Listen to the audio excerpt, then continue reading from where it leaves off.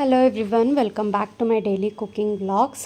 ಇವತ್ತಿನ ವಿಡಿಯೋ ಬೆಳಗ್ಗೆ ತಿಂಡಿ ಆದಮೇಲೆ ನನ್ನ ದಿನಚರಿ ಹೇಗಿರುತ್ತೆ ಅನ್ನೋದನ್ನು ಶೇರ್ ಮಾಡ್ತಾಯಿದ್ದೀನಿ. ತಿಂಡಿ ಆದಮೇಲೆ ಸ್ವಲ್ಪ ಹೊತ್ತು ರೆಸ್ಟ್ ಮಾಡಿ ಆ್ಯಸ್ ಯೂಶ್ವಲ್ ಸ್ವಲ್ಪ ಏನಾದರೂ ಆರ್ಡರ್ಸ್ ಇದ್ದರೆ ಬೇಗ ಬೇಗ ಪ್ಯಾಕ್ ಮಾಡಿಬಿಡೋಣ ಅಂತ ಅಂದ್ಬಿಟ್ಟು ಸಂಜೆಗೆ ಈಸಿ ಆಗುತ್ತೆ ನನಗೆ ಅಂತ ಪ್ಯಾಕಿಂಗ್ ಶುರು ಮಾಡ್ಕೊತೀನಿ. ಒಂದು 11 to 12:30 ಹಾಗೆ ಅಗೈನ್ 12:30ಗೆ ನನಗೆ ಅಡುಗೆ ಎಲ್ಲ ಮಾಡಲಿಕ್ಕೆ ಶುರು ಮಾಡ್ಕೋತೀನಿ. ಸೊ ಹಾಗಾಗಿ 11 to 12:30 ಸ್ವಲ್ಪ ಪ್ಯಾಕಿಂಗ್, ಈಗೊಂದು 30 ಪ್ಯಾಕ್ ಮಾಡಬೇಕು ಅಂತ ಇದ್ದರೆ ಒಂದು 10-12 ಆ ರೀತಿ ಬೆಳಗ್ಗೆನೇ ಪ್ಯಾಕ್ ಮಾಡಿಬಿಟ್ರೆ ನನಗೆ ಸಂಜೆ ಈಸಿ ಆಗುತ್ತೆ. ಸೊ ಏನೇನು ನನ್ನ ಹತ್ರ ಅವೈಲೇಬಲ್ ಇರುತ್ತೆ ಅದನ್ನೆಲ್ಲ ನಾನು ಪ್ಯಾಕ್ ಮಾಡಿ ಮುಗಿಸ್ಬಿಡ್ತೀನಿ ಇಲ್ಲಿ. ಆ್ಯಂಡ್ ಇವಾಗ ಬೇಸಿಗೆ ಆಗಿರೋದ್ರಿಂದ ಮೆಂತ್ಯ ಮುದ್ದೆಗೆ ತುಂಬಾ ಡಿಮ್ಯಾಂಡು. ವಾರದಲ್ಲಿ 20 kg ಆಗೋಷ್ಟು ನಾನು ಮೆಂತ್ಯ ಮುದ್ದೆ ಫ್ರೆಶ್ ಆಗಿ ಹುರಿದು ಮಾಡಿಸ್ತಾ ಇದ್ದೀನಿ. ಒಬ್ಬೊಬ್ಬರು ಅರ್ಧ kg ಅಂದರೆ ಮೆಂತ್ಯ ಮುದ್ದೆ ಸಾಮಾನ್ಯ ಬೇರೆಯವ್ರಿಗೆಲ್ಲ ಗೊತ್ತಿರೋದಿಲ್ಲ. ತುಂಬಾ ಒಳ್ಳೆಯದು ಬಾಣಂತಿಯರಿಗೆ, ಹಾಗೆ ಬೆಳೆಯೋ ಮಕ್ಕಳಿಗೆ ಅಷ್ಟೇ ಅಲ್ಲ ಎಲ್ಲರಿಗೂ ಸಹ ಒಳ್ಳೆಯದು. ಬೋನ್ ಗ್ರೋತ್ಗೆಲ್ಲ ತುಂಬಾ ಒಳ್ಳೆಯದು, ಕ್ಯಾಲ್ಶಿಯಂ ರಿಚ್ ಇರುತ್ತೆ ಅದರಲ್ಲಿ. ಸೊ ಹಾಗಾಗಿ ಗೊತ್ತಿರೋರು 1 kg ಆರ್ಡರ್ ಮಾಡ್ಕೋತಾರೆ. ಗೊತ್ತಿಲ್ಲದೆ ಇದ್ದವರು ಹೇಗಿರುತ್ತೋ ಏನೋ ಕಹಿ ಆಗಿಬಿಡುತ್ತಾ ಅಂತ ಅಂದ್ಬಿಟ್ಟು ಅರ್ಧ kg ತೊಗೊಳ್ತಾರೆ. ಆ್ಯಂಡ್ ಟೇಸ್ಟ್ ನೋಡಾದಮೇಲೆ 1 kg ಆಗೋಷ್ಟು ಆರ್ಡರ್ ಮಾಡ್ಕೋತಾರೆ. ತುಂಬಾ ಒಳ್ಳೆಯದು. ನೀವೇನಾದರೂ ಡೈಲಿ ರಾಗಿ ಮುದ್ದೆ ತಿಂತಾಯಿದ್ರೆ ವಾರದಲ್ಲಿ 1-2 ಸಲ ಈ ರೀತಿ ಮೆಂತ್ಯ ಮುದ್ದೆ, ಅದರಲ್ಲೂ ಈ ಬೇಸಿಗೆಗಾಲದಲ್ಲಿ ತುಂಬಾ ಒಳ್ಳೆಯದು. ಸೊ ಹಾಗಾಗಿ ಅದನ್ನೆಲ್ಲ ನಾನು ಪ್ಯಾಕ್ ಮಾಡಿ ಮುಗಿಸ್ತಾ ಇದ್ದೀನಿ. ಆ್ಯಂಡ್ ಲಡ್ಡುಗೂ ಅಷ್ಟೇ, ಡ್ರೈ ಫ್ರೂಟ್ಸ್ ಲಡ್ಡು, ಅದೇ ಡೇಟ್ಸ್ ಮತ್ತು ನಟ್ಸ್ ಲಡ್ಡುಗೆ ತುಂಬಾ ಆರ್ಡರ್ಸ್ ಬಂದಿತ್ತು. ಅದನ್ನೆಲ್ಲ ಪ್ಯಾಕ್ ಮಾಡಿ ಆಲ್ರೆಡಿ ಇಡ್ತಾ ಇದ್ದೀನಿ. ನಾನು ಮೊದಲೇ ಹೇಳಿದಾಗೆ ನೋಡಿ, ಇಲ್ಲಿ ಮೆಂತ್ಯ ಮುದ್ದೆ ಇನ್ನೊಬ್ಬರು ಯಾರೋ 1 kg ಆಗುವಷ್ಟು ಆರ್ಡರ್ ಮಾಡ್ಕೊಂಡಿದ್ದಾರೆ. ಗೊತ್ತಿರೋರಿಗೆ ತುಂಬಾ ಹೆಲ್ಪ್ಫುಲ್ ಇದು. ತುಂಬ ಈಸಿ, ನಾರ್ಮಲಾಗಿ ಮುದ್ದೆ ಮಾಡೋ ರೀತಿನಲ್ಲೇ ಮಾಡೋದು. ಸೊ 12:30 ತನಕ ನಾನು ಆರ್ಡರ್ಸ್ನೆಲ್ಲ ಪ್ಯಾಕ್ ಮಾಡಿ ಆಮೇಲೆ ಅಡುಗೆ ಮಾಡೋಣ ಅಂತ ಬಂದೆ. ಇವತ್ತು ಒಂದು ಹೊತ್ತಿಗೆ ಆಗೋಷ್ಟು ರಸಮ್ ಥರ ಮಾಡ್ತಾಯಿದ್ದೀನಿ. ಅಂದರೆ ಬೇಳೆ ಕಟ್ಟು ಅಂತ ಹೇಳ್ತಾರೆ. ಇದು ನಮ್ಮ ಅಜ್ಜಿ ಮಾಡ್ತಾಯಿದ್ದಿದ್ದು ಮೈಸೂರಲ್ಲಿ. ನಮಗೆ ತುಂಬಾ ಇಷ್ಟ ಇದು. ತುಂಬ ಸಿಂಪಲ್ಲು, ಏನು ಈರುಳ್ಳಿ ಟೊಮ್ಯಾಟೊ ಏನು ಬೇಡ, ಬರೀ ಬೇಳೆಗೆ ಅಂದರೆ ಒಂದು ಸ್ವಲ್ಪ ಜಾಸ್ತಿ ತೊಗೋಬೇಕು, ಬೇಳೆ ರಸ ಬಿಡಬೇಕಲ್ವ. ಹಾಗಾಗಿ ಚೆನ್ನಾಗಿ ನೀಟಾಗಿ ತೊಳ್ಕೊಂಡು ಅದಕ್ಕೊಂದು ಸ್ವಲ್ಪ ನೀರನ್ನು ಹಾಕಿದ್ಮೇಲೆ ಅದಕ್ಕೆ ಜೀರಿಗೆ 1 ಸ್ಪೂನ್ ಆಗೋಷ್ಟು, 1 ಹಿಡಿ ಧನಿಯಾ ಬೀಜನ ಹಾಕಿ, ನಿಮಗೆ ಖಾರಕ್ಕೆ ಎಷ್ಟು ಬೇಕೋ ಅಷ್ಟು ಒಣಮೆಣಸಿನ್ಕಾಯಿನ ಬೇಳೆ ಜೊತೆಗೇ ಹಾಕ್ಕೊಬಿಡ್ಬೇಕು. ಇಲ್ಲಿ ನಾನು ಬ್ಯಾಡಗಿ ಮೆಣಸಿನ್ಕಾಯಿನ ಯೂಸ್ ಮಾಡಿದ್ದೀನಿ. ಬೇಕಂದರೆ ನೀವು ಖಾರದ ಮೆಣಸಿನ್ಕಾಯಿನ ಸಹ ಯೂಸ್ ಮಾಡ್ಕೋಬೋದು.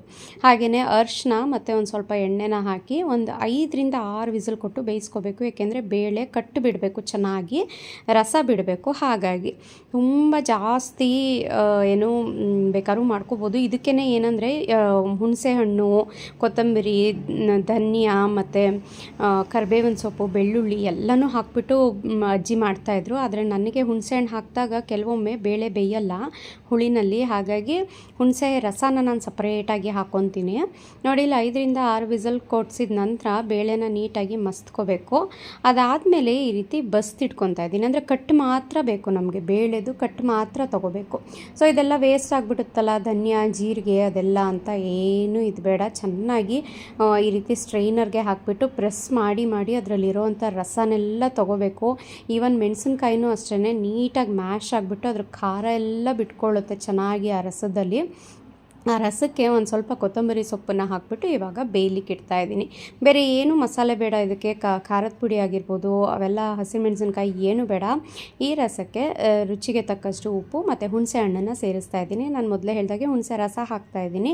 ನೀವು ಬೇಯ್ಬೇಕಾದ್ರೆ ಹುಣಸೆ ಹಣ್ಣನ್ನು ಹಾಕಿದರೆ ಬೇಳೆ ಕಿವುಚ್ಕೋಬೇಕಾದ್ರೆ ಅದರ ರಸದ್ದು ಹುಳಿ ರಸನೂ ಸಹ ಬಂದಿರುತ್ತೆ. ಎಕ್ಸ್ಟ್ರಾ ನೀವೇನು ಹಾಕೋದು ಬೇಡ.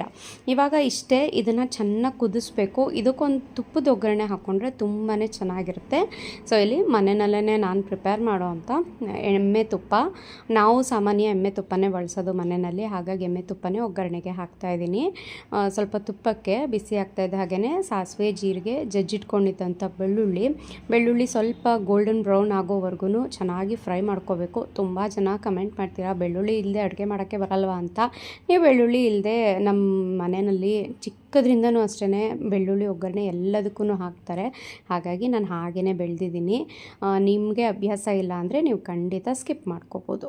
ಬೆಳ್ಳುಳ್ಳಿ ಒಂದು ಸ್ವಲ್ಪ ಗೋಲ್ಡನ್ ಬ್ರೌನ್ ಆಗ್ತಾಯಿದ್ದ ಹಾಗೆಯೇ ಅದಕ್ಕೆ ಕರಿಬೇವು ಮತ್ತು ಒಣಮೆಣಸಿನ್ಕಾಯಿನ ಹಾಕ್ಬಿಟ್ಟು ಈ ತುಪ್ಪದ ಒಗ್ಗರಣೆನ ಕುದೀತಾ ಇರೋವಂಥ ಬೇಳೆ ಕಟ್ಟು ಸಾರಿಗೆ ಹಾಕಿದ್ರೆ ಸಖತ್ತಾಗಿರುತ್ತೆ. ಇದನ್ನು ಹಾಗೇನೂ ಸಹ ಕುಡಿಬೋದು, ಇಲ್ಲಾಂದರೆ ಅನ್ನಕ್ಕೆ ಹಾಕ್ಕೊಂಡು ತಿಂತಾಯಿದ್ರೆ 2 ಸಲ ಅಲ್ಲ 3 ಸಲ ಹಾಕ್ಕೊಂಡು ತಿಂತೀವಿ, ಸಖತ್ತಾಗಿರುತ್ತೆ.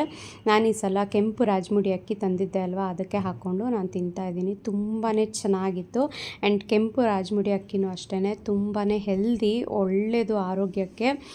ಅನ್ಪಾಲಿಷ್ಡ್ ಆಗಿರೋದ್ರಿಂದ ತುಂಬಾ ಹೆಲ್ದಿ, ಫೈಬರ್ ರಿಚ್ ಇರುತ್ತೆ ಅದರಲ್ಲಿ. ಸೊ ಊಟ ಎಲ್ಲ ಮುಗಿದ್ಮೇಲೆ ನಾನು ಹೇಳಿದೆ ಅಲ್ವಾ ಮೆಂತ್ಯ ಮುದ್ದೆ ಖಾಲಿಯಾಗಿತ್ತು ಅಂತ. ಸೊ ಮೆಂತ್ಯ ಮುದ್ದೆನ ನಾನು ಫ್ರೆಶ್ ಆಗಿ ರೆಡಿ ಮಾಡಿಸಿದ್ದೆ, ಅದನ್ನು ಮಿಲ್ ಮಾಡಿಸ್ಲಿಕ್ಕೆ ಅಂತ ಬಂದಿದ್ದೆ. ಇವಾಗಂತೂ ತುಂಬ ಬಿಸಿಲು ಅಲ್ವಾ, ಬೆಳಗ್ಗೆ ಹೊತ್ತು ಹೋಗೋದಕ್ಕೇ ಆಗಲ್ದಿಲ್ಲ ಮಿಲ್ಲಿಗೆ. ಹಾಗಾಗಿ ಸಂಜೆ ಸ್ವಲ್ಪ ತಂಪೊತ್ತಾದಮೇಲೆ ಬಂದಿದ್ದೆ ಮಿಲ್ಲಿಗೆ, ಅದನ್ನು ಮಾಡಿಸ್ಕೊಂಡು ಹೋದೆ. ಆ್ಯಂಡ್ ಸಂಜೆ ಸ್ವಲ್ಪ ಒಂದು ಫಂಕ್ಷನ್ ಅಟೆಂಡ್ ಮಾಡೋದಿತ್ತು, ಸೊ ಅದನ್ನು ಮುಗಿಸ್ಕೊಂಡು ಬಂದಿದ್ದಾಯಿತು. ಆ್ಯಂಡ್ ತುಂಬ ಜನ ರಾಗಿ ಚೊಕೋ ಮಾಲ್ಟ್ ತುಂಬ ಗಂಟಾಗುತ್ತೆ ಹಾಲಿಗೆ ಹಾಕಿದಾಗ, ಏನು ಮಾಡೋದು ಅಂತೆಲ್ಲ ಕೇಳ್ತಿರ್ತೀರ. ಆ್ಯಂಡ್ ಇಲ್ಲಿ ನಾನು ಪ್ರೊಸೀಜರ್ ತೋರಿಸ್ತಾ ಇದ್ದೀನಿ ನೋಡಿ. ಒದ್ದೆ ಇಲ್ಲದೆ ಇರೋವಂಥ ಲೋಟಕ್ಕೆ 1.5 ಸ್ಪೂನ್ ಆಗುವಷ್ಟು ಈ ರಾಗಿ ಚೊಕೋ ಮಾಲ್ಟ್ ನಮ್ಮಲ್ಲಿ ಸಿಗುತ್ತಲ್ಲ, ಅದನ್ನು ಹಾಕಿ ಬಿಸಿ ಹಾಲನ್ನು ಈ ರೀತಿ ಹಾಕಿ ಪಲ್ಟಾಯಿಸೋದು. ಹಾಲಿಗೆ ನಾನು ಬೆಲ್ಲ ಮಿಕ್ಸ್ ಮಾಡಿದ್ದೀನಿ, ನೀವು ಬೇಕಿದ್ರೆ ಸಕ್ಕರೆ ಏನು ಬೇಕಾದ್ರೂ ಹಾಕ್ಕೋಬೋದು. ಸೊ ನೋಡಿ, ಈ ರೀತಿ ಮಿಕ್ಸ್ ಮಾಡಿಬಿಟ್ರೆ ನೀಟಾಗಿ ಎಲ್ಲೂ ಸಹ ಗಂಟಾಗಲ್ಲ. ಈ ರೀತಿ ಮಾಡ್ಕೊಬೇಕು. ಕೆಲವ್ರು ಏನು ಮಾಡ್ತಾರೆ ಅಂದರೆ ಹಾಲನ್ನ ಅಳತೆ ತೊಗೊತಾರೆ ಅಲ್ವಾ, ಅದೇ ಲೋಟಕ್ಕೆ ರಾಗಿ ಚೊಕೋ ಮಾಲ್ಟ್ ಹಾಕ್ಬಿಡ್ತಾರೆ. ಆವಾಗ ಹಾಲು ಕೆಳಗಡೆ ಇರುತ್ತಲ್ಲ, ಆ ರೀತಿ ಮಿಕ್ಸ್ ಮಾಡಿದಾಗ ಗಂಟಾಗುತ್ತೆ. ಸೊ ಇಲ್ಲಿ ವಿಡಿಯೋದಲ್ಲಿ ತೋರಿಸ್ತಾ ಇರೋ ರೀತಿ ನೀವು ಕ್ಲೀನಾಗಿ ಮಾಡಿದ್ರೆ ಪರ್ಫೆಕ್ಟಾಗಿ ಒಂದು ಸ್ವಲ್ಪನೂ ಸಹ ಗಂಟಿಲ್ಲದೆ ಇರೋ ರೀತಿನಲ್ಲೇ ಆಗುತ್ತೆ. ಆ್ಯಂಡ್ ಇದು ನಾನೇ ತಯಾರು ಮಾಡುವಂಥ ರಾಗಿ ಚೊಕೋ ಮಾಲ್ಟು. ನಿಮ್ಮಲ್ಲಿ ಮಕ್ಳಿಗೇನಾದರೂ ಬೇಕು ಅಂತ ಅಂದರೆ ಖಂಡಿತ ಈ ನಂಬರ್, ಸ್ಕ್ರೀನ್ ಮೇಲೆ ಕಾಣ್ತಾ ಇರೋ ನಂಬರ್ಗೆ ವಾಟ್ಸಪ್ ಮಾಡಿ ನೀವು ಆರ್ಡರ್ ಪ್ಲೇಸ್ ಮಾಡ್ಕೋಬೋದು. ತುಂಬಾ ಚೆನ್ನಾಗಿದೆ. ಆ್ಯಂಡ್ ಇದು ಸ್ಪ್ರೌಟೆಡ್ ರಾಗಿಯಿಂದ ಯೂಸ್ ಮಾಡೋದು. ಸ್ಪ್ರೌಟೆಡ್ ರಾಗಿಗೆ ಸ್ವಲ್ಪ ಬಾದಾಮಿ, ಗೋಡಂಬಿ, ಕಲ್ಸಕ್ಕರೆ, ಪಿಸ್ತಾ ಎಲ್ಲ ಥರದ್ದು ನಟ್ಸ್ನ ಹಾಕಿ ನಾನು ಪ್ರಿಪೇರ್ ಮಾಡೋವಂಥದ್ದು. ಸೊ ನೋಡಿ, ಈ ರೀತಿನಲ್ಲಿ ಬರುತ್ತೆ.